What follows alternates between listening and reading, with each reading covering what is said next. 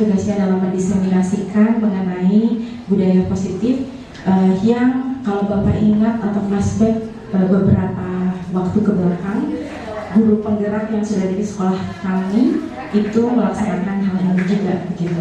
Yang pertama Bu Titis, Bu Novi, Bu Fitri juga menyampaikan mengenai budaya positif ini. Kemudian kemarin Ustadz Suharta, dan kali ini izinkan saya mendiseminasikan atau menyampaikan mengenai budaya positif. Semoga nanti ada yang disampaikan, ada yang bisa diambil pelajaran dan menjadi perbaikan untuk sekolah kita, gitu ya.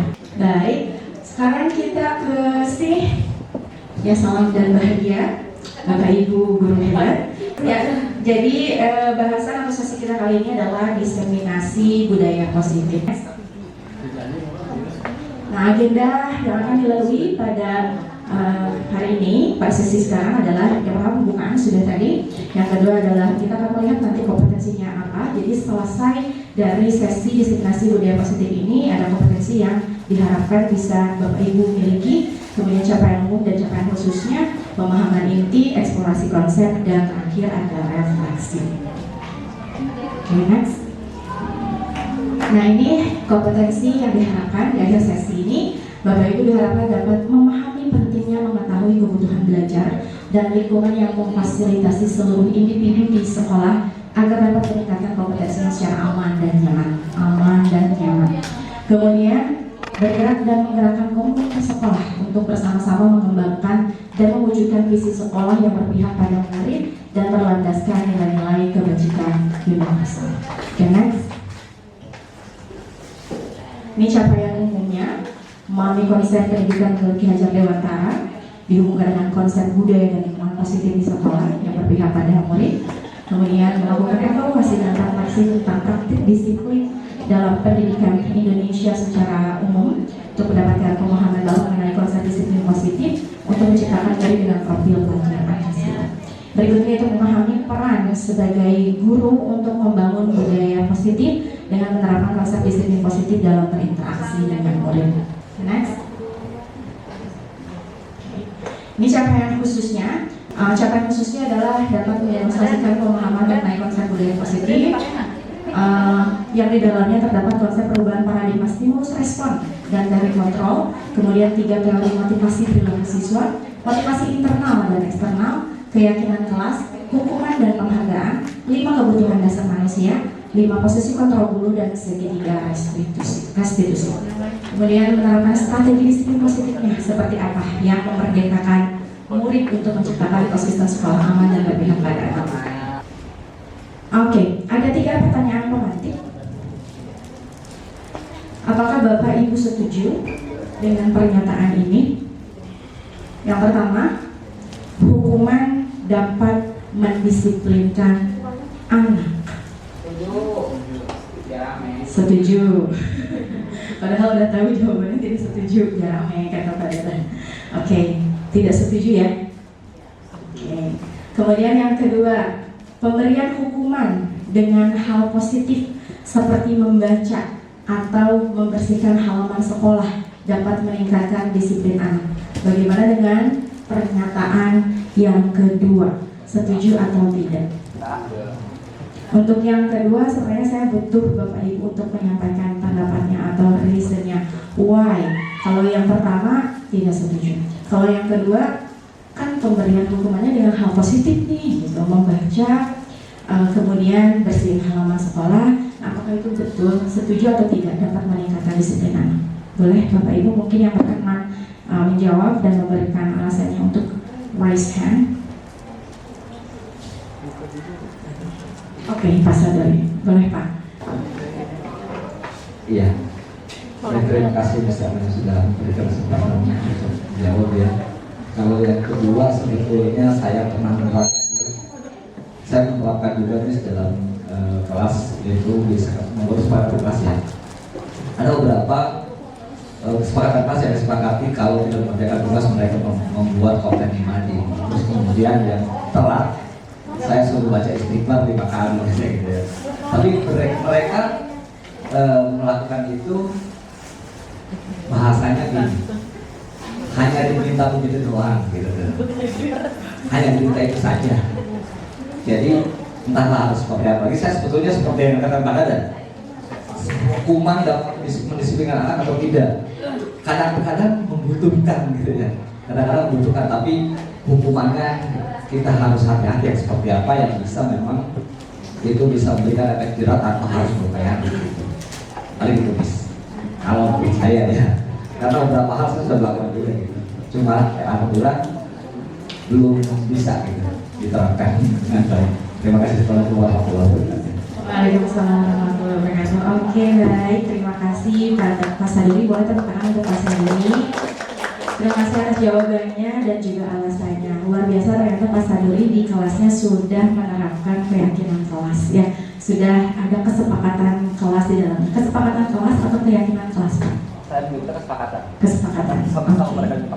Nanti kita akan bahas setelah ini kesepakatan dan keyakinan kelas apakah berbeda ataukah sama, perbedaannya apa. Kemudian kalau ada persamaannya,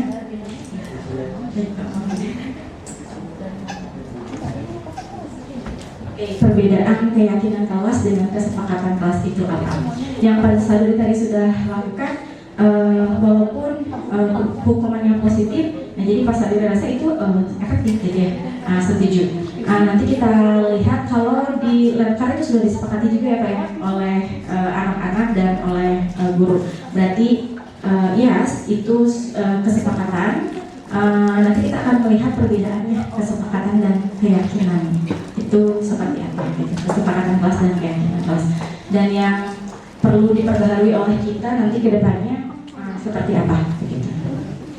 Supaya kita tetap ada di jalur disiplin positif, berdisiplin anak tapi tetap positif dan bisa membudayakan positif ini. Next, pertanyaan ketiga. Belum Pak. Pertanyaan ketiga. Memberi penghargaan. Nah ini memberi penghargaan. Kalau tadi yang pertama dan kedua ada hukuman. Pernyataan yang ketiga adalah memberi penghargaan dapat meningkatkan motivasi belajar anak. Agree or disagree? Agree, sepakat Pak Awi. Boleh beri alasannya Pak? Yeah. Why you say the agree or that statement?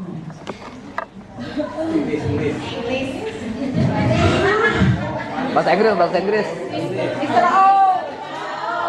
O, bahasa Inggris. Itu seni budaya secara sah.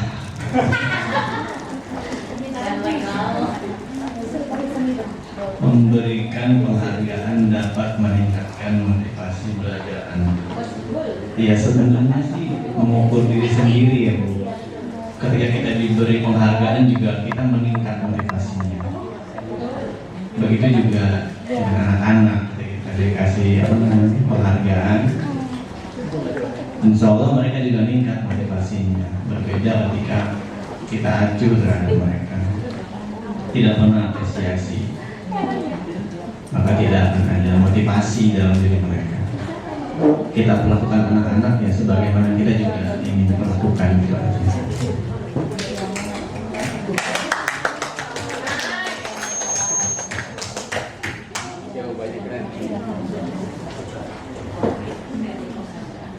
Oke baik, terima kasih Pak Awi atas jawabannya. Jadi setuju ya karena dapat meningkatkan motivasi. Another questions yang tidak ada dalam 3 pertanyaan itu. Oke, motivasi anak akan meningkat setelah mendapatkan penghargaan. Begitu ya kita kan ya kalau diberi apresiasi. Nah tapi pertanyaannya apakah motivasi yang meningkat tersebut setelah mendapatkan penghargaan itu internal, datang dari dirinya sendiri atau eksternal? Eksternal. Ya, itu ya eksternal. Dan motivasi yang seharusnya ada di dalam siswa atau kita bahkan guru supaya positif disiplin positifnya itu langgeng. Nah itu seharusnya motivasi internal. Betul. Oke. Next. Nah ini topik dalam eksplorasi konsep hari ini. Ya, ini kita sedang mengeksplor mengenai budaya positif ya Bapak Ibu. Ada 6. Tapi sebelum saya melanjutkan, kita buat ini dulu kali ya. kesepakatan gitu ya, karena ada beberapa yang sudah pernah disampaikan, ada beberapa yang belum. Apakah perlu diulas lagi dari awal ataukah hanya beberapa poin saja?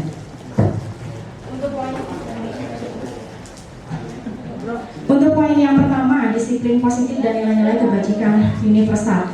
Ini pernah disampaikan oleh Bu Titis, Bu Fitri, Bu Novi, Pak Ustadz Soeharto juga sudah. Nah, apakah ini akan kita bahas sekilas lagi atau di skip saja? Gimana? Di skip nggak apa-apa, oke. Kemudian teori motivasi, hukuman dan penghargaan dan restitusi. Waktu Ustadz udah sampai sini belum Ustadz? Udah ya? Apakah perlu diulas lagi kah? Oke, untuk penguatan Pak nanti diulas sedikit ya. Untuk teori motivasi, hukuman dan penghargaan, mengingatkan lagi gitu. Dan restitusi. Kemudian keyakinan kelas. Keyakinan kelas itu udah semuanya Ustadz ya? Oh, Ustadz. Oke, sudah semuanya. Perlukah juga?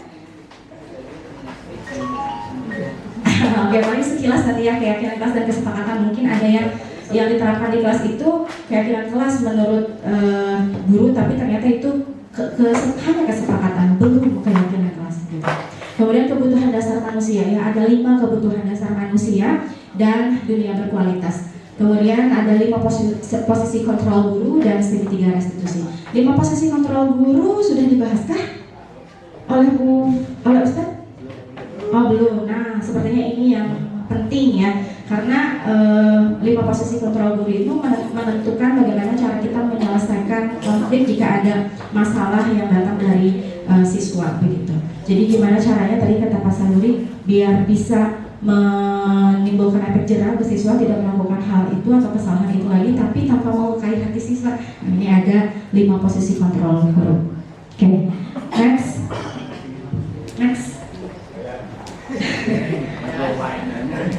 Oke, ini disiplin positif dan nilai-nilai kebajikan universal. Next, Kak. Ini kita skip juga.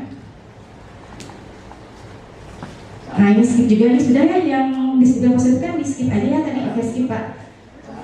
Stimulus respon dan teori kontrol juga. Siapa sesungguhnya yang memiliki kontrol? Nah, teori stimulus paradigma stimulus respon, kita mencoba mengubah orang agar berpandangan sama dengan kita. Nah, paradigmanya harus berubah lagi ke teori kontrol. Kita yang berusaha memahami pandangan orang lain tentang dunia begitu. Atau saya bisa mengontrol orang lain. Nah, kita tuh nggak bisa mengontrol orang lain. Jadi Anda tidak bisa mengontrol orang lain, kita tidak bisa mengontrol orang lain, tapi kita bisa mengontrol diri kita sendiri. Yaitu sekilas aja sih karena sudah ya. Jadi boleh di skip aja. Nah ini disiplin positif ini mencakup keseluruhan yang ada di dalam bagian ini. Kita tidak bisa mengontrol orang lain. Nih ya, Anda tidak bisa mengontrol orang lain, hanya Anda yang bisa mengontrol diri Anda sendiri. Nah, makna disiplin di sini adalah belajar kontrol diri dengan menggali potensi kita agar tercapai tujuan mulia, yaitu sesuatu menjadi seseorang yang kita inginkan berdasarkan nilai-nilai yang kita ada ini dalam keyakinan kelas. Jadi dalam keyakinan kelas itu ada nilai-nilai kebajikan yang kita sedang tuju, di mana siswa ketika melaksanakan sesuatu itu bukan karena takut konsekuensi, tapi karena dia sedang mencintai diri dia sendiri, karena ada nilai-nilai kebajikan yang sedang dia tuju. Gitu. Oke, semua perilaku memiliki tujuan. Nah, jadi kalau tadi ini teori motivasi.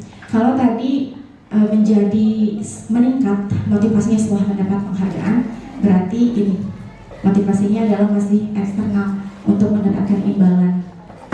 Kemudian ada juga yang anak itu ketika melakukan sesuatu motivasinya adalah untuk menghindari hukuman. Ya udah deh, gua nggak telat, eksternal untuk menghindari hukuman atau untuk mendapatkan imbalan, tapi untuk menghargai diri sendiri. Menghargai diri sendiri. Kenapa Bapak Ibu datang ke sekolah tepat waktu? Absen. Kalau ada absen. Nah, jadi di teori disiplin positif ini kenapa datang ke sekolah tepat waktu atau di awal waktu sebelum kita ada jam KBM? Ya karena kita sedang menghargai diri sendiri. Ada nilai kebajikan yang sedang kita tuju. Kita harus menjadi pribadi yang disiplin, pribadi yang menghargai waktu, pribadi yang berintegritas dan seterusnya. Begitu yang kita harapkan pada anak-anak, begitu pula yang harus kita lakukan sebagai seorang guru. Oke, ada ini nilai-nilai kebajikan di dalamnya. Kalau di kelas ini tertuang dalam keyakinan kelas. Kemudian ini model berpikir menang-menang, kolaborasi dan konsensus menciptakan bentuk benar. Nah ini kaitannya dengan 5 posisi kontrol. 5 posisi kontrol ada 5, 1, 2, 3, 4, 5. Yang pertama adalah penghukum, yang kedua adalah membuat rasa bersalah, yang ketiga adalah posisi kontrol teman, yang keempat pemantau, yang kelima manajer. Dari 5 posisi kontrol ini, Bapak Ibu, saat Bapak Ibu melihat siswa melakukan kesalahan atau ada pelanggaran yang terjadi, posisi kontrol mana yang paling sering Bapak Ibu lakukan? Apakah sebagai penghukum, atau sebagai pembuat merasa bersalah, atau sebagai teman, atau sebagai pemantau, atau sebagai manajer? Yang mana? Sebagai manajer. Luar biasa kalau sebagai manajer. Kadang-kadang sebagai teman. Semoga tidak ada lagi yang sebagai penghukum. Ya, oke. Sebagai tersangka. Nah ini nanti kaitannya dengan segitiga restitusi. Segitiga restitusi yang pertama menstabilkan identitas, yang kedua validasi tindakan yang salah, yang ketiga mengaitkan dengan keyakinan. Oke, ini siswa ada 5 kebutuhan dasar manusia. Yang pertama penguasaan, kasih sayang dan rasa diterima, kesenangan, kebebasan. Satu lagi apa ya? Survival, atau survival itu bertahan hidup ya. Ada 5 kebutuhan dasar. Nah jika 5 kebutuhan dasar ini tidak terpenuhi, maka muncullah perilaku-perilaku yang tidak seharusnya. Jadi siswa itu, bahkan kita pun, ketika tidak melakukan hal yang semestinya, itu pasti ada kebutuhan dasar yang tidak terpenuhi. Akhirnya melakukan hal-hal yang lain gitu, yang tidak semestinya. Okay, next.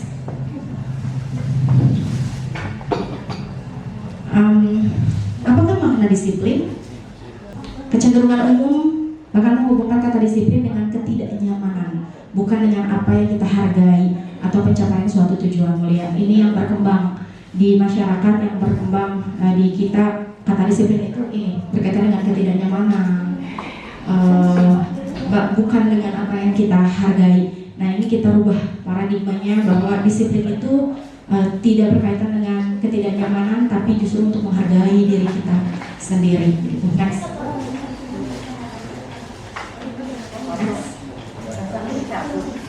Ini kita skip.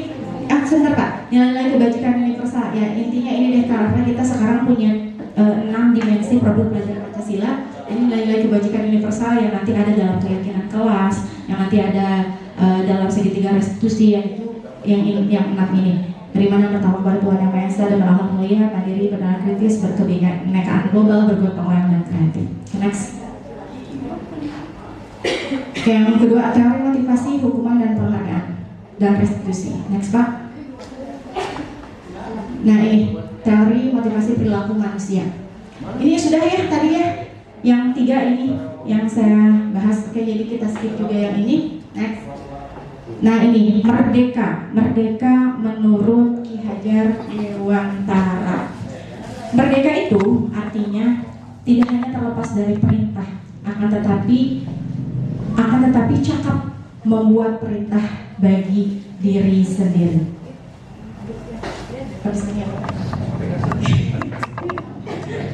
Ya, jadi merdeka itu tidak sepenuhnya merdeka, tidak ada rambu-rambu sama sekali, tapi merdeka itu adalah cakap atau kita pandai memerintah diri kita sendiri. Itu adalah arti merdeka menurut Ki Hajar Dewantara. Next.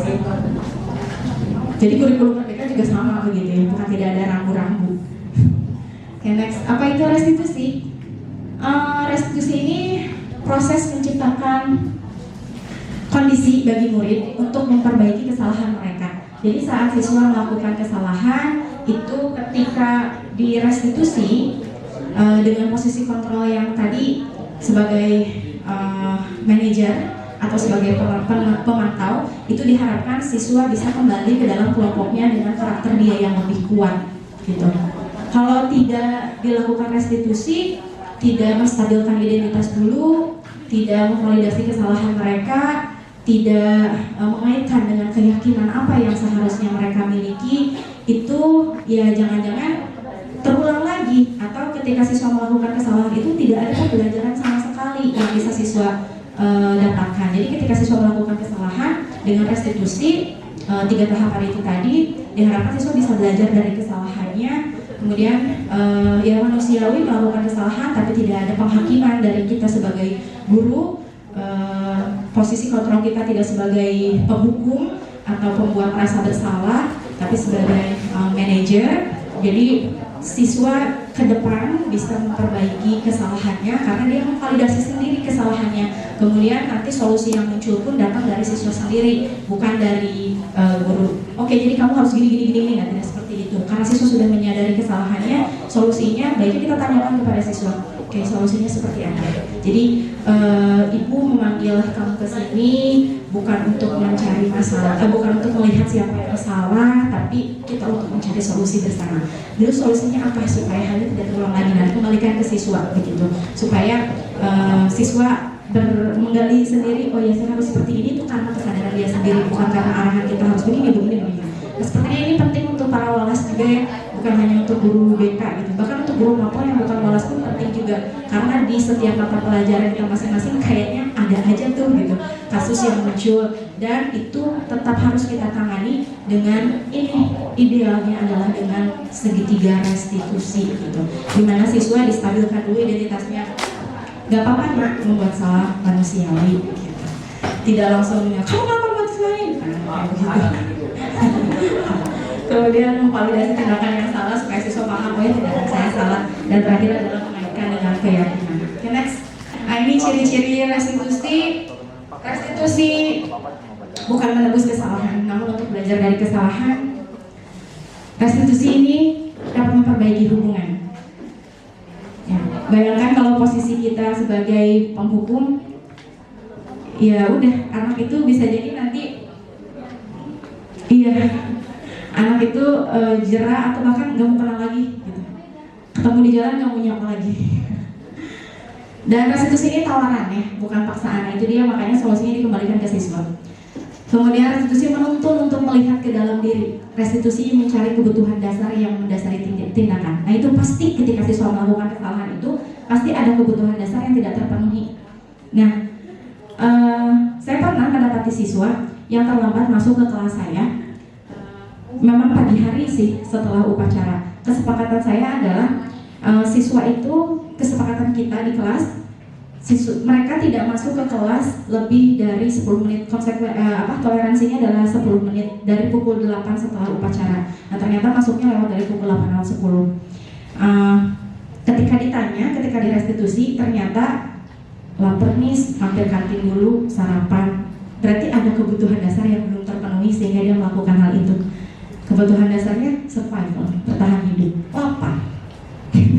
Karena lapar, akhirnya dia terlambat masuk kelas. Gitu. Nah dengan restitusi, ya di restitusi terus kemudian ditanyakan, oke, gimana caranya supaya bisa tetap masuk kelas tepat waktu tapi tidak merasa lapar. Kayaknya mesti sarapan di rumah, Miss. Betul. Gitu. Jadi solusinya datang dari siswa itu sendiri. Ketika datang ke kelas terlambat, rugi enggak? Rugi nih, tadi saya masuk nih sudah nerangin. Nah iya kan, ketinggalan materi. Kemudian ganggu teman juga nih, soalnya jadi ribut di kelas. Iya, begitu masuk sedang menerangkan, gitu ya, teman-temannya ribut mengganggu. Nah jadi dipahamkan dulu validasi tindakan yang salah ya. Oh iya nih salah gitu. Ketika saya masuk ke kelas terlambat, bisa menerangkan, saya ketinggalan materi, teman-teman juga merasa terganggu. Ada nilai, setelah itu baru dikaitkan dengan nilai kebajikan atau keyakinan kelasnya. Keyakinan kelas kita apa ya? Datang ke kelas tepat waktu. Ada nilai kebajikan nggak dengan kamu harus datang ke kelas tepat waktu? Disiplin, menghargai waktu, menghargai teman juga, karena tadi saya saat datang ke kelas jadi berisik, kenyamanan juga. Nah itu, jadi direstitusi. Setelah direstitusi, alhamdulillah besoknya tidak terlambat lagi. Begitu. Next, ini keyakinan kelas. Next Pak. Mengapa tidak peraturan saja? Mengapa harus keyakinan kelas? Kenapa Bapak Ibu ketika pertama masuk ke kelas itu membuat keyakinan kelas, bukan membuat English class rules atau kelas peraturan kelas bahasa Inggris, tapi membuat kesepakatannya kalau Pak Saduri. Nah, tapi ini keyakinan yang more dari kesepakatan kelas, lebih dari kesepakatan kelas. Nah, kenapa tidak buat peraturan aja? Kenapa harus keyakinan kelas? Ada yang mau menyampaikan lagi pendapatnya Bapak Ibu? Kita langsung ke paling bawah deh. Nah, itu jawabannya adalah untuk mendukung motivasi intrinsik. Jadi motivasinya datang dari diri siswa itu sendiri, kembali ke nilai-nilai atau keyakinan-keyakinan lebih menggerakkan seseorang dibandingkan mengikuti serangkaian peraturan-peraturan. Gitu. Jadi untuk Bapak Ibu, kita sudah berjalan kurang lebih 1 bulan di kelas. Seharusnya sih sudah hampir 2 bulan ya, tapi karena normal normal KBR-nya baru kurang lebih 1 bulan. Jika Bapak Ibu sudah membuat keyakinan kelas, alhamdulillah, itu silahkan dilanjutkan. Jika Bapak Ibu masih membuat peraturan, kayaknya tidak terlambat untuk merubah, mengevaluasi peraturan itu menjadi keyakinan kelas. Karena ketika kita pun sudah membuat keyakinan kelas, itu pun perlu ditinjau ulang, perlu dievaluasi. Mungkin ada tambahan, ada yang harus disesuaikan. Ya, ketika kita sudah membuat keyakinan kelas, apalagi jika misalnya di kelas itu baru bikin class rules, peraturan ya, ditambahkan, atau mungkin baru kesepakatan, ditambahkan. Jangan hanya kesepakatan kelas, tapi jadikan itu keyakinan kelas. Misalnya bunyi kesepakatannya adalah kami kelas 12G, guru dan siswa menyepakati untuk saling menghormati. Itu bunyi keyakinan kelasnya. Nah, sebentar, kesepakatan kelasnya misalnya saling menghormati. Nah, kita rubah menjadi keyakinan kelas yang barusan kalimatnya saya sebutkan. Kenapa? Karena dalam keyakinan kelas itu ada nilai-nilai kebajikannya. Nilai-nilai kebajikan saling menghormati. Jadi diharapkan siswa itu ketika dia, oh iya lagi ada temannya presentasi, gak ngobrol, dengerin guru, itu tuh ada motivasi internal di dalamnya, bukan karena takut dihukum sama gurunya, tapi karena dia punya nilai kebajikan itu, saya harus menjadi pribadi yang menghargai jika saya ingin juga dihargai. Next Pak. Nah ini ya, jadi budaya positif ini diharapkan muncul setelah lingkup kecilnya ini kita penuhi terlebih dahulu. Jadi dari peraturan kelas itu kita ubah menjadi keyakinan kelas. Keyakinan kelas ini dasarnya dari peraturan juga, tapi ada nilai kebajikan di dalamnya. Nah setelah keyakinan kelas ini membudaya siswa mematuhi keyakinan kelas tersebut di kelasnya masing-masing, itu akan menjadikan lingkungan positif. Dari lingkungan positif ini akan menjadikan budaya yang positif. Next. Oke, ada 2, kiri dan kanan Bapak Ibu. Menurut Bapak Ibu, yang mana yang merupakan keyakinan kelas? Yang ini atau yang ini? Yang hijau, yang ini yang apa?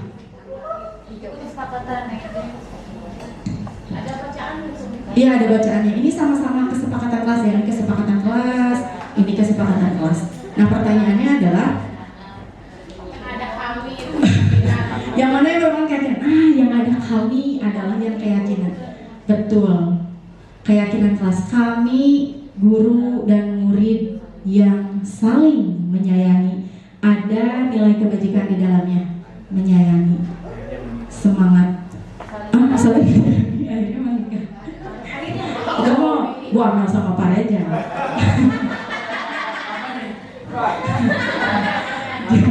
Produk keyakinan kelas benar. Keyakinan kelas. Saya mau melanjutkan tahun pendidikan. Tahun pendidikan melanjutkan. Kalau bunyinya seperti ini saja, datang tepat waktu, mengucapkan salam. Ini tuh masih peraturan ya. Oke, masih peraturan, datang tepat waktu, mengucapkan salam. Nah, kalau jadi Bapak Ibu yang di kelasnya sudah memiliki kelas rules, peraturan kelas, atau baru kesepakatan seperti ini, yuk kita rubah menjadi keyakinan kelas. Nah, jadi datang tepat waktu dan mengucapkan salam itu adalah kesepakatannya, keyakinan kelasnya adalah kami, guru. Ini bunyi kesepakatannya, tapi di dalam kesepakatan ini ada keyakinan, begitu ya. Jadi kalimatnya yang diganti menjadi kami, guru dan murid yang saling menyayangi. Ini nggak relate sih yang ini sama yang ini. Coba kita rubah yuk Bapak Ibu. Datang tepat waktu, mengucapkan salam. Ini kita jadikan keyakinan kelas seperti apa bunyinya? Saling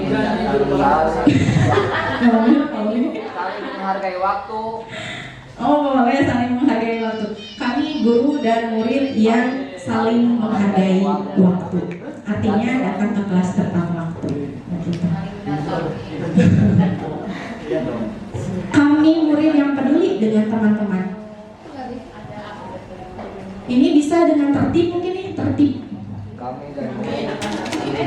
Kami murid yang peduli dengan teman-teman. Kalau tertib nggak berisik, berarti kan peduli dengan teman-teman. Itu keyakinan kelas itu lebih general, ya, lebih general.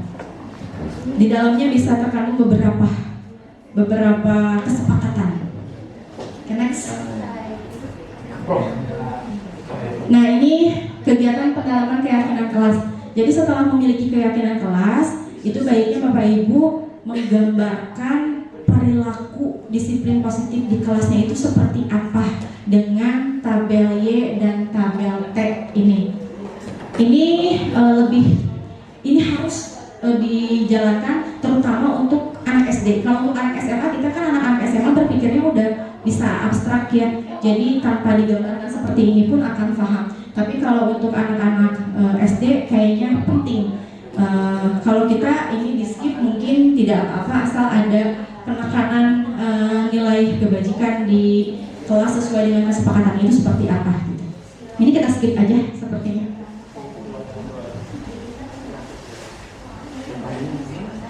Nah, ini yang itu jadi gambaran perilaku di kelas itu seperti apa. Kalau hormat, keyakinan kelas, hormat terlihatnya seperti apa, berempati, terdengarnya seperti apa, yuk saya bantu, perilakunya seperti apa, tersenyum ramah, memberikan salam dan seterusnya. Ini harus nih kalau di level SD, tapi kalau di level SMA ya masa juga ya harus kalau dirasa penting ini penting, boleh silahkan kalau mau di kelas. Cuman anak SMA sepertinya sudah bisa menggambarkan hormat itu seperti apa, atau dengan obrolan aja nih, hormat itu seperti apa gitu ke siswa. Itu bisa seperti itu sih kalau anak SMA, tidak digambarkan dengan tabel Y atau T pun it's okay. Karena saya sendiri juga kekurangannya itu di kelas ketika membuat keyakinan kelas belum menuangkan ke tabel Y dan tabel T. Kalau begitu gimana? Sama juga. Ya, obrolan aja. Jadi hormat itu seperti apa sih? Gitu. Lebih ke ngobrol aja kalau kita guru SMA gitu. Okay, next. Kosong Pak. Nah ini, coba ini Bapak Ibu kita analisis nilai kebajikan yang terkandung dalam peraturan-peraturan yang ada di sini. Nah jadi ini masih peraturan ya. Nanti bunyinya berarti menjadi peraturan itu kesepakatan. Ini masih kesepakatan. Oke, selalu kembalikan buku ke tempatnya. Tanggung jawab, oke, boleh. Tertib, boleh. Dilarang mengganggu orang lain. Menghargai. Hadir di sekolah 15 menit sebelum pembelajaran dimulai. Disiplin. Dilarang melakukan kekerasan.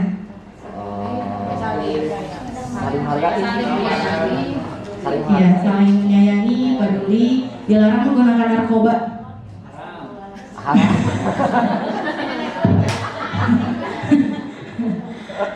Ini kesehatan juga kali ya. Kesehatan. Bergantian atau menunggu giliran. Tertib ya.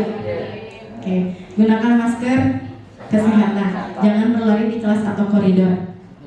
Ketertiban, keteraturan. Ini judulnya masih peraturan nih, Bapak Ibu. Nah, dalam keyakinan kelas diharapkan bukan lagi peraturan, tapi kesepakatan yang nanti dirubah juga ke dalam keyakinan. Dalam peraturan masih ada kalimat negatif, dilarang melakukan kekerasan, dilarang menggunakan narkoba. Narkoba. Gimana ya? Jadi gini, dalam menyusun keyakinan kelas, kita kan pertama curah pendapat dulu. Jadi gimana sih kelas impian menurut mereka, menurut anak-anak? Ya nggak apa-apa, mereka menuliskan dulu kelas impian mereka, misalnya dilarang ngobrol, masih ada kalimat negatifnya. Nah, setelah curah pendapat itu, siswa menuangkan pendapat mereka tentang impian kelas mereka seperti apa, baru kita rubah redaksi kalimatnya dari negatif ke positif. Coba untuk dilarang melakukan kekerasan ini bisa kita rubah menjadi kalimat yang positif, jadi apa ya? Dilarang melakukan kekerasan, artinya adalah saling menyayangi, saling berlembut-lembut.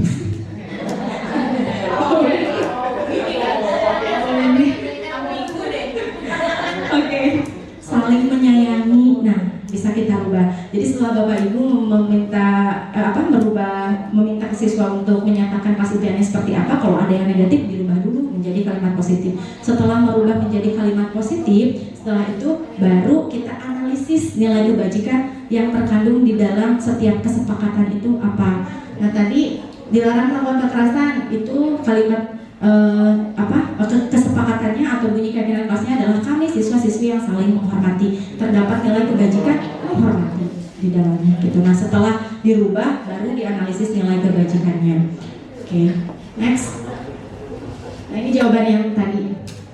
Tanggung jawab menghormati keselamatan, kesehatan. Ya, sama ya dengan yang dibahas tadi. Next. Jadi tadi ada bunyi yang penghargaan itu kalau kata Pak Owi penting, oke, bisa menumbuhkan motivasi, tapi itu eksternal. Nah, justru teorinya adalah ketika seseorang memberikan penghargaan kepada orang lain itu sebetulnya sedang dihukum dengan penghargaan. Why? Karena ada pengaruhnya, pengaruh jangka pendek dan jangka panjang. Jika tidak mendapatkan penghargaan lagi, tidak muncul lagi mungkin prestasinya gitu. Kemudian penghargaan menghukum. Nah, ini penghargaan menghukum. Penghargaan mengurangi ketepatan. Penghargaan tidak efektif. Penghargaan merusak hubungan. Ini ada penelitiannya. Kalau kami guru penggerak di modul itu kan ada materinya, itu ada hasil penelitiannya. Yang poin-poin ini tuh ada hasil penelitiannya. Penghargaan merusak hubungan. Jadi saat kita memberikan penghargaan, siswa lain yang tidak sama, tidak mendapatkan penghargaan kan, akhirnya dia merasa dibedakan, kemudian cemburu, kemudian merusak hubungan dia dengan teman yang mendapatkan penghargaan itu, jadi merusak hubungan. Ini ada penelitiannya, poin-poin ini. Beda yang satu, apresiasi Okay, apa next. nih? Next. Wah, operatornya itu siapa? Lupa.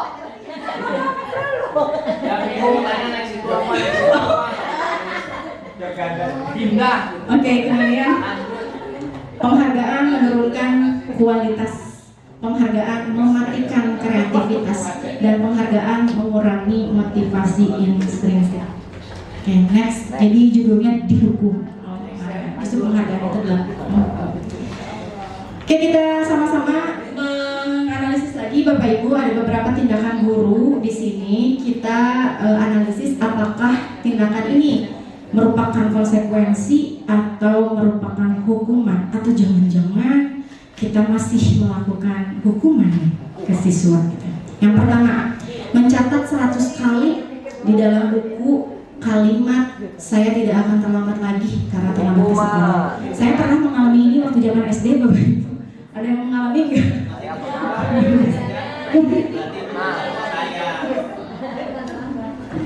Itu hukuman atau konsekuensi?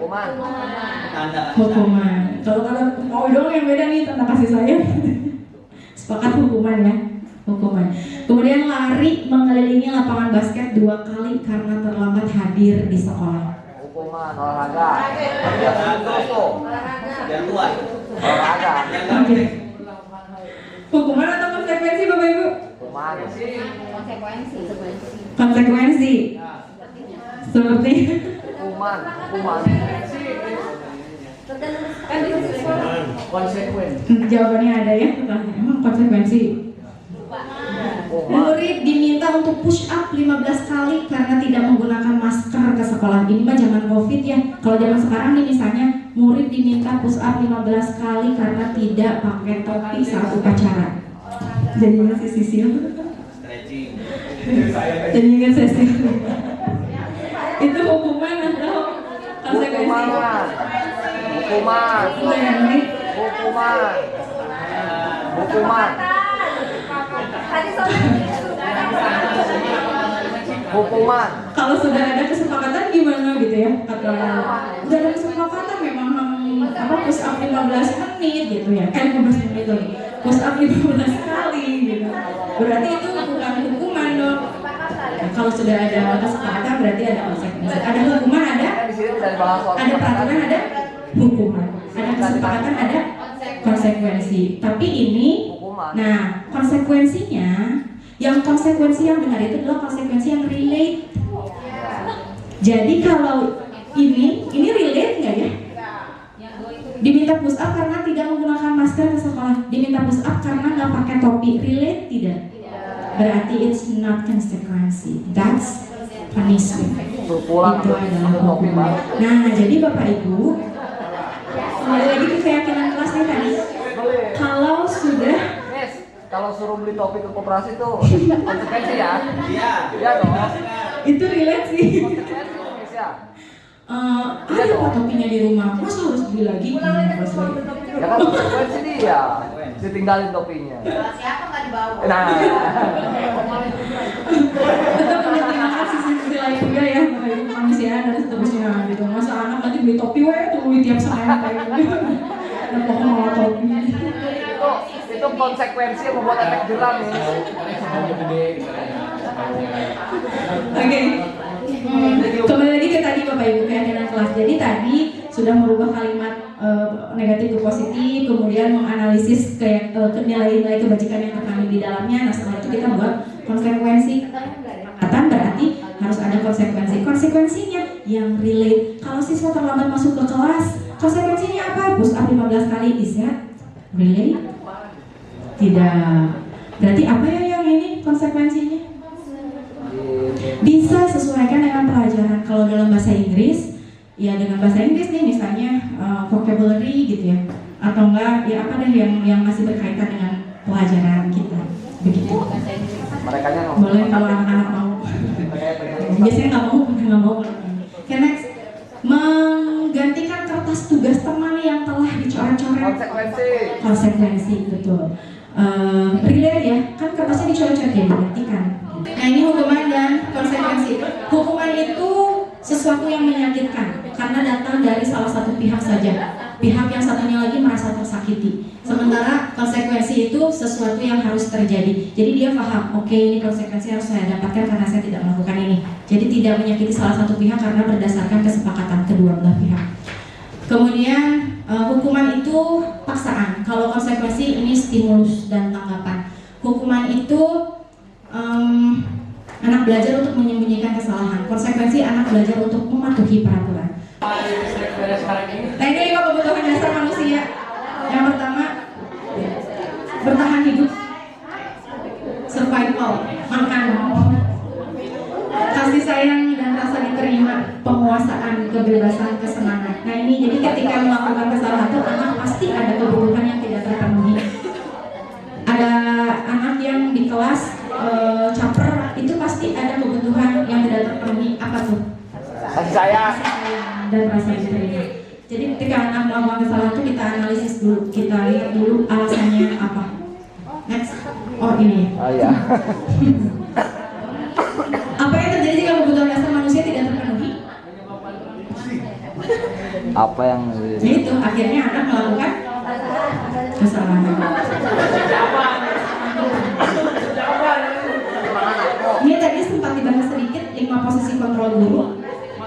Semoga tidak ada lagi Bapak Ibu yang di sini nih posisi kontrolnya sebagai penghukum. Jadi sebagai penghukum itu menghardik, menunjuk-nunjuk, menyakiti, menyindir. Kalimatnya seperti ini. Kalian Kalau kamu tidak melakukannya, awas ya, rasain kamu. Kayak gitu.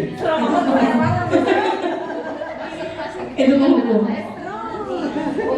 Hasilnya anak itu pasti akan memberontak atau bahkan menyalahkan orang lain. Pembuat orang merasa bersalah. Seharusnya kamu tuh gini. Ibu kecewa sama kamu. Ini bukan kali pertama. Nah itu membuat orang merasa bersalah. Kemudian kalimatnya bisa seperti ini. Seharusnya kamu udah tahu. Ibu tuh udah lelah banget. Ibu stres ngeliat kamu kayak gini terus.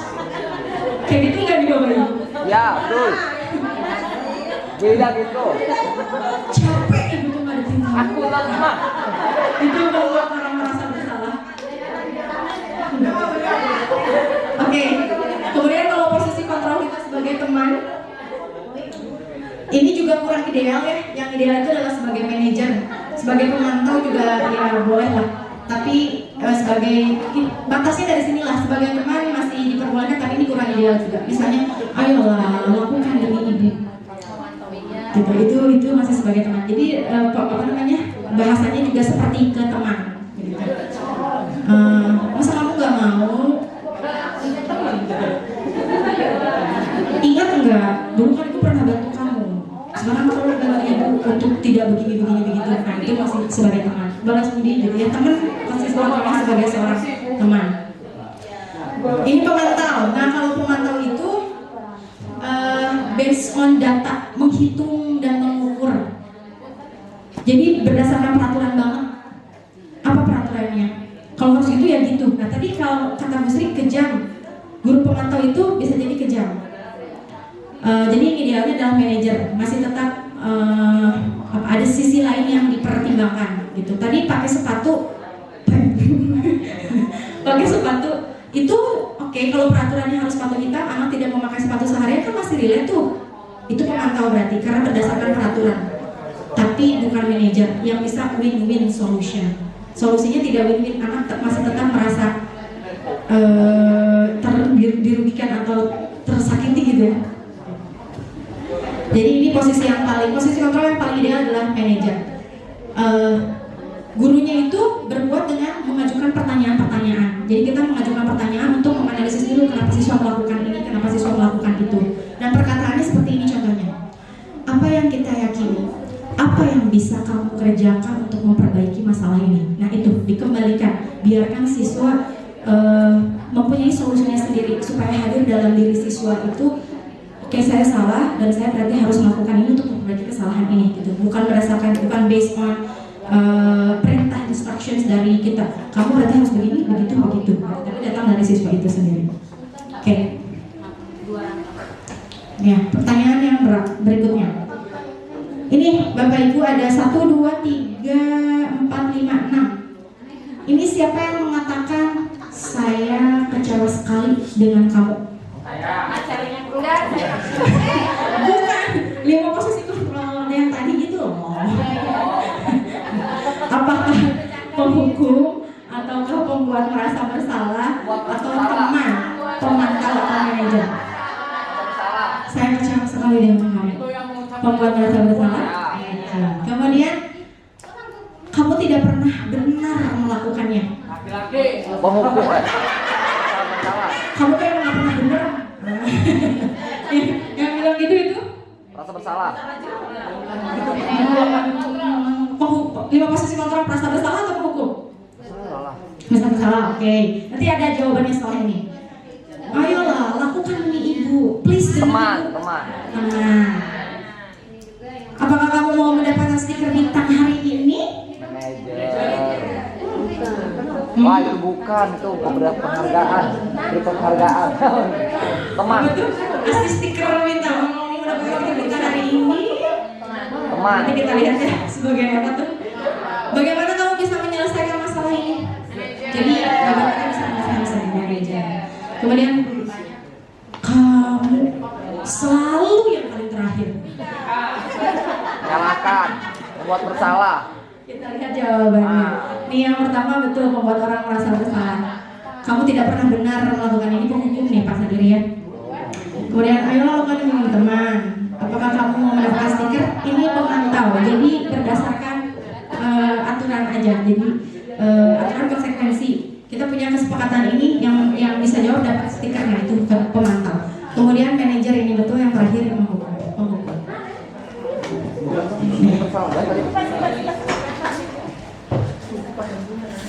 Ini segitiga restitusi juga sudah dibahas ya Bapak Ibu. Jadi ketika siswa melakukan kesalahan itu, kita pertama menstabilkan identitas terlebih dahulu. Ini misalnya, oke, setiap orang pasti melakukan kesalahan. It's okay to make mistake, nggak apa-apa bikin salah. Kamu bukan satu-satunya yang pernah melakukan ini. Jadi stabilkan dulu identitasnya. Nggak langsung dihakimi atau apalagi ujung-ujung ditampar. Oke, next. Setelah itu baru validasi kebutuhan. Nah, ini untuk melihat alasannya. Kamu tentu punya alasan mengapa melakukan ini. Adakah cara yang lebih efektif untuk mendapatkan apa yang kamu butuhkan? Nah, jadi saat validasi tindakan yang salah ini kan siswa melakukan sesuatu pasti ada kebutuhan dasar yang tidak terpenuhi tadi itu yang 5 tadi. Jadi ditanya dulu alasannya apa. Kemudian setelah itu baru menanyakan keyakinan, dikaitkan dengan nilai keyakinan. Dengan keyakinan yang sudah disepakati. Nilai-nilai apa yang telah kita sepakati? Kemudian kamu ingin menjadi orang yang seperti apa? Saya ingin menjadi orang yang sukses, Bu. Orang yang sukses harus seperti apa? Harus saling menghormati, harus disiplin. Oke, jadi itu datang dari siswa sendiri berdasarkan keyakinan yang sudah disepakati. Ini contoh ya ketika menstabilkan identitas, kemudian ketika memvalidasi kebutuhan, dan ketika menanyakan keyakinan. Oke. Selesai dari saya Bapak Ibu. Semoga ada pertanyaan dulu mungkin atau ada yang perlu didiskusikan sebelum ditutup. 11.38.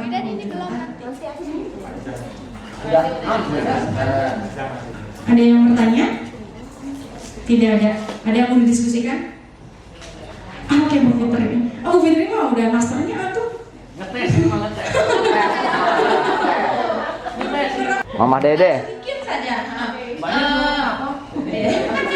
Ya mungkin gini nih, cara menstabilkan apa yang tadi 5 posisi kontrol kita sebagai guru itu mungkin seperti apa gitu kan Mas. Apalagi memang kita semua pasti pernah melakukan yang 5 itu, tapi cara menstabilkannya itu bagaimana Mas? Meditasi. Betul. Terima kasih. Meditasi yoga. Oke, terima kasih pertanyaan Bu Fitri. Saya yakin Bu Fitri udah tahu jawabannya. Buat yang lain. Oke. Bagaimana cara kita menstabilkan identitas siswa saat siswa melakukan kesalahan supaya posisi kontrol kita itu tetap di manajer gitu ya. Mungkin yang bisa kita katakan kita harus relax dulu, jangan emosional menghadapi siswa, jangan emosi, dan yang dikatakan mungkin bisa seperti ini. Oke, setiap orang punya kesalahan dan tidak apa-apa kita berbuat salah, tapi tidak diulangi ketika kita menyadari itu perbuatan yang salah. It's okay untuk membuat kesalahan. Kalau saya suka bilang itu sih kan, it's okay to make mistake. Ya nggak apa-apa buat salah. Manusiawi itu tidak luput dari salah. Tapi manusia yang belajar, yang tidak mengulangi kesalahan yang dilakukan hari ini, sekarang, gitu. Iya.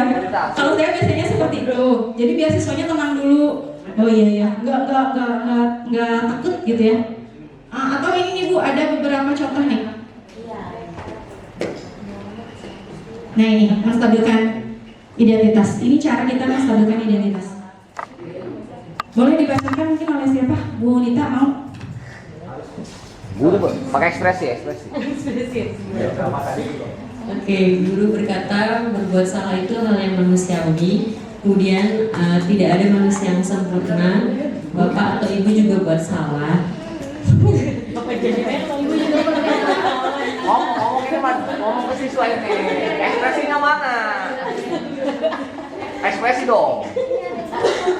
Mana sih ya? Baik mah dihukum sama Serna nih.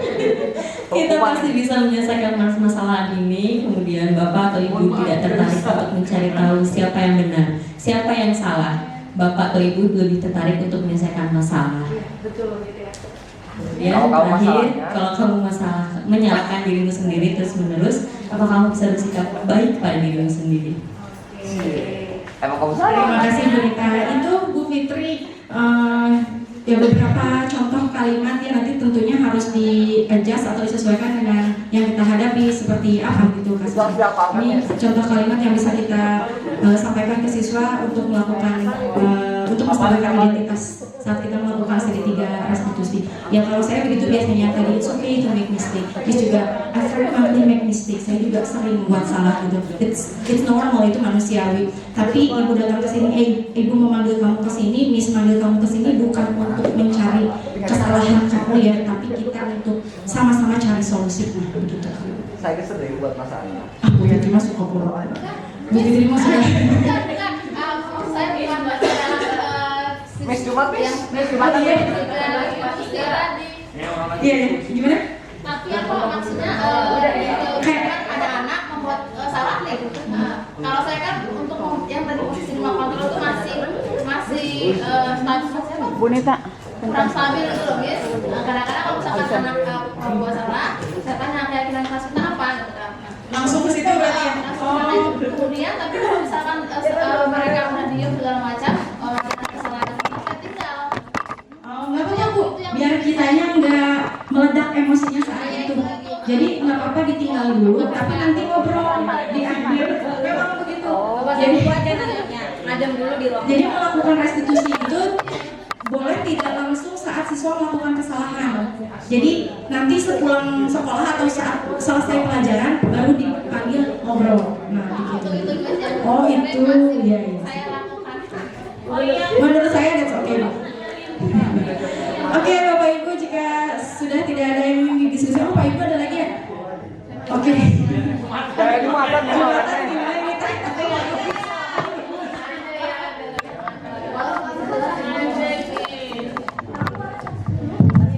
Oke, terima kasih. Mungkin pertanyaan penutup bagi yang pria maksudnya.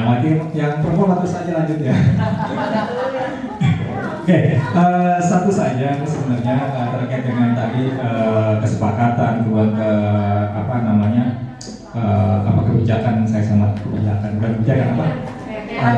Ya, itulah segala macam itu yang kita dengar sangat indah dan menarik sebenarnya ketika kita menangani siswa yang normatif juga gitu istilahnya. Nah ini ketika kita mendapati siswa yang tidak normatif seindah apa yang disampaikan tadi misalkan begitu misalnya. Soalnya tadi arahnya ke saya semua itu kayak gitu. Padahal sepatu itu saya dapat satu orang doang Miss. Saya mah hanya gudang saja di sana itu, ya. Itu. Kemudian contoh begini, ada anak itu misalkan melakukan pelanggaran yang sama, contohnya. Saya kira Bapak Ibu juga mengalami semua nih. Jadi ada satu siswa atau beberapa siswa atau ada siswa yang memang melakukan pelanggaran itu berkali-kali. Nah biasanya kalau saya kan bertingkat biasanya menangani itu. Biasanya low atau kemudian medium kemudian pokoknya tangga saja lah bertingkat gitu istilahnya. Nah kemudian tatkala ada hal yang gini untuk mengenai materi ini itu ada tidak sampai dengan konsekuensi tertinggi yang bisa diberikan kepada siswa kalau itu memang ada terkaitan. Contoh kalau soal kita kan ada poin dan di poin itu ada 100 poin awal. Nah, ketika poin itu berakhir sampai titik kosong setelah ada perubahan, kemudian sudah SP1, SP2, SP3, kemudian sampai akhirnya di poin terakhir itu dia harus out atau yang lainnya, konsekuensi terakhirnya. Nah, apakah itu menjadi bagian daripada apa yang disampaikan Miss hari ini materinya? Nah, ini kan akan maksud saya gini. Kita juga jangan sampai terjebak ke hal yang istilahnya bukan terjebak ya, maksudnya ini kita jadi kebingungan nih, kita mau kemana nih arahnya kan gitu. Kalau kita mau arahnya ke sini kan berarti tidak ada hukuman gitu istilahnya, kan bahasanya begitu. Yang ada tadi istilahnya konsekuensi atau apa tadi ya? Ya pokoknya seperti itu. Nah, kalau yang sifatnya begitu kayak gini, karena aturan di kita kan akan berimbas ke seluruh siswa.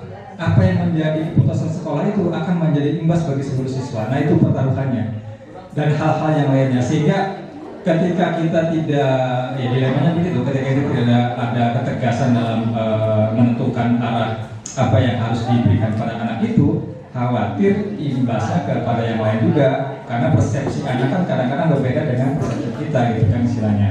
Jadi hal kita memberikan kesempatan saja bisa diartikan di anak mah sebenarnya ternyata nggak diapa-apain kok, misalkan begitu contohnya. Oke, terima kasih. Assalamualaikum warahmatullahi wabarakatuh.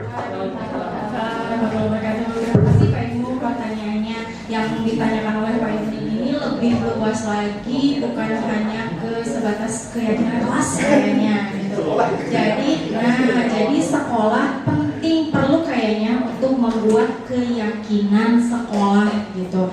Bukan berarti sekolah tidak boleh punya aturan, itu harus. Tapi peraturan itu kemudian nanti harus melahirkan keyakinan, nilai-nilai kebajikan yang kita sebut sebagai keyakinan sekolah itu gitu.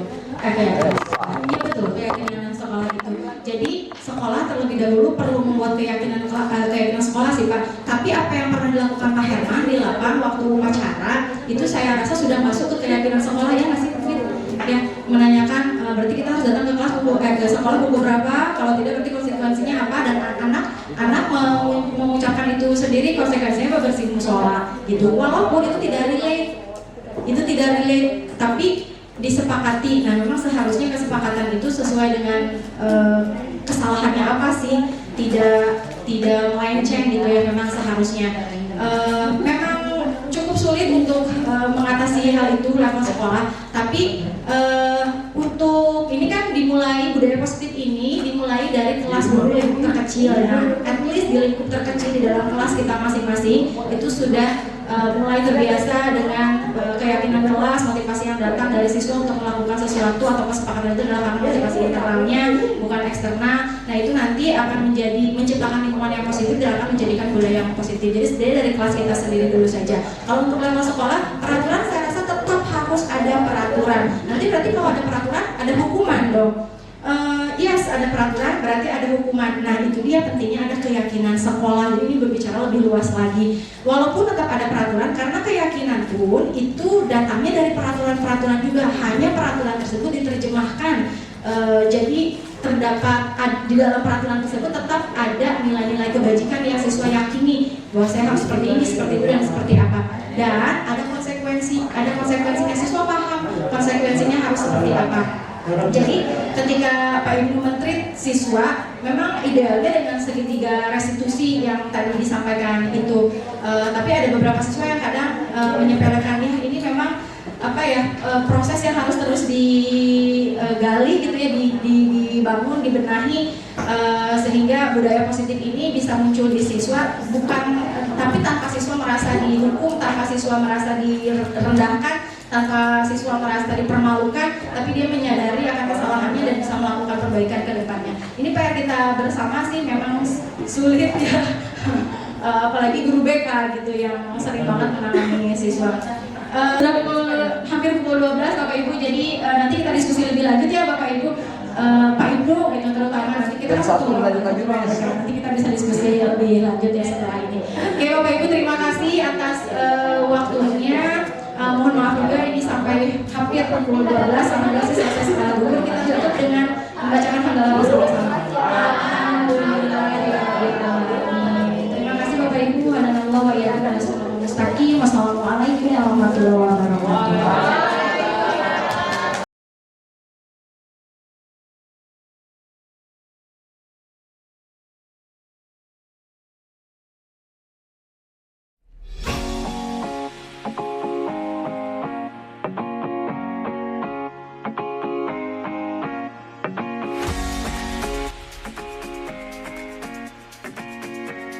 Ibu Bapak Guru hebat, perkenalkan saya Erna Irawati, Guru Bahasa Inggris MAN 1 Cikande, akan berbagi praktik baik pelaksanaan implementasi kurikulum Merdeka terkait KSE di kelas. Apakah Bapak dan Ibu mengalami hal yang sama di mana kondisi budaya positif siswa menurun? Awal pertemuan semester 2 tahun pelajaran 2022-2023, tepatnya bulan Januari 2023, saya memutuskan untuk membuat keyakinan kelas di awal semester sebelum pembelajaran dimulai. Hal ini dilatar belakangi kondisi budaya positif siswa yang menurun, di mana pembelajaran sebelumnya masih mengejar target ketercapaian materi, sehingga kecerdasan budi pekerti kurang menjadi fokus perhatian. Salah satu yang dapat menumbuhkan kembali budaya positif adalah dengan membuat keyakinan kelas. Saya mengajar bahasa Inggris di Seman 1 Cikande. Dari kelas bahasa Inggris ini berharap lahir budi pekerti yang menjadi habit, sehingga siswa termotivasi menjadi peserta didik cerdas, berkarakter sesuai dengan visi sekolah Seman 1 Cikande yang pada akhirnya menciptakan budaya dan lingkungan positif. Seperti apa langkahnya? Mari kita simak. Langkah yang pertama yaitu dengan terlebih dahulu berdiskusi dengan rekan guru lain mengenai pentingnya penanaman budaya positif di setiap kelas mata pelajaran. Setelah mendapat pencerahan, kemudian melakukan sosialisasi kepada siswa di awal pembelajaran pertama agar siswa paham akan pentingnya budaya positif.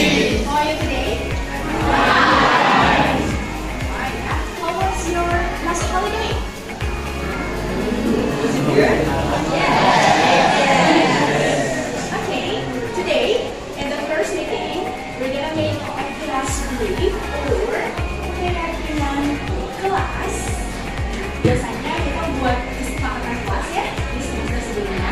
Nah, hari ini kita akan buat lebih dari kesepakatan kelas. That's keyakinan kelas or kelas ini. Dilanjutkan dengan curah pendapat usulan kesepakatan kelas. Dengan memanfaatkan aplikasi Padlet, siswa mengemukakan kelas impiannya.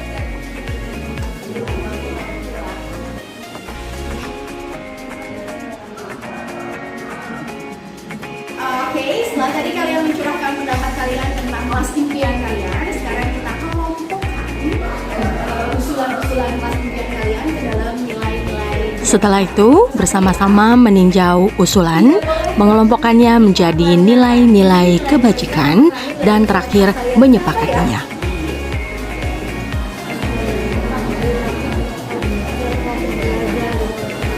Ini keyakinan kelas yang lebih dari hanya sekedar kesepakatan kelas.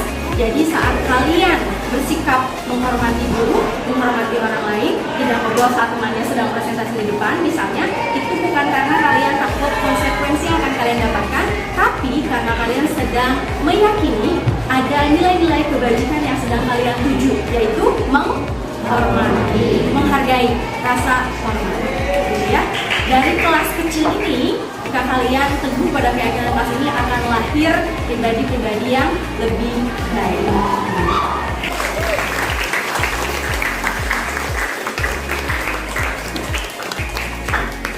Oke, keyakinan kelas ini tolong diketik dan di-print oleh sekretaris. Minggu depan dibawa, nanti kita akan tanda tangani bersama. Itu bukti bahwa semua warga kelas ini menyepakati keyakinan kelas ini. Dan hasil akhirnya kita tempel supaya setiap pertemuan kalian selalu mengingat keyakinan kelas yang sudah kita yakini. Ya, terima kasih teman-teman semuanya. Say alhamdulillah together. Alhamdulillah. See you next week. Assalamualaikum.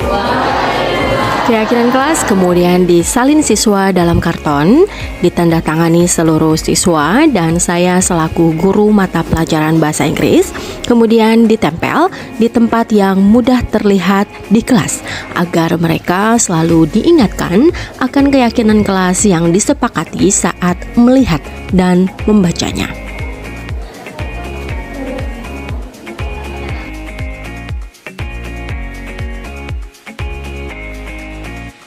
Yang terakhir yaitu melakukan evaluasi secara berkala terhadap pelaksanaan keyakinan kelas dengan meminta feedback siswa, mendiskusikannya kembali, dan memperbaiki kesepakatan yang perlu disempurnakan. Hasil dari membuat keyakinan kelas ini bagi saya selaku pendidik, yakni hal ini menjadikan pembelajaran lebih berpihak pada murid karena suasana belajar positif tercipta dari mereka yang menyadari pentingnya budaya positif. Lebih jauh, dampak yang diharapkan dari hal ini adalah budaya positif yang tertanam dapat terbawa ke lingkungan siswa di luar sekolah, bahkan sampai mereka memasuki lingkungan lain yang lebih tinggi seperti di perguruan tinggi, di lingkungan kerja, maupun di masyarakat. Nama saya Biba Mafira, kelas 10D. Menurut saya, keyakinan kelas sangat diperlukan agar selama pembelajaran berlangsung, suasana kelas menjadi tertib, nyaman, dan terjaga. Selain itu, ada nilai kebajikan di dalamnya. Jika di semester sebelumnya masih melakukan kesepakatan karena takut akan konsekuensi, sekarang saya melakukannya dengan sadar bahwa ada nilai kebajikan yang dituju agar saya menjadi pelajar yang lebih baik.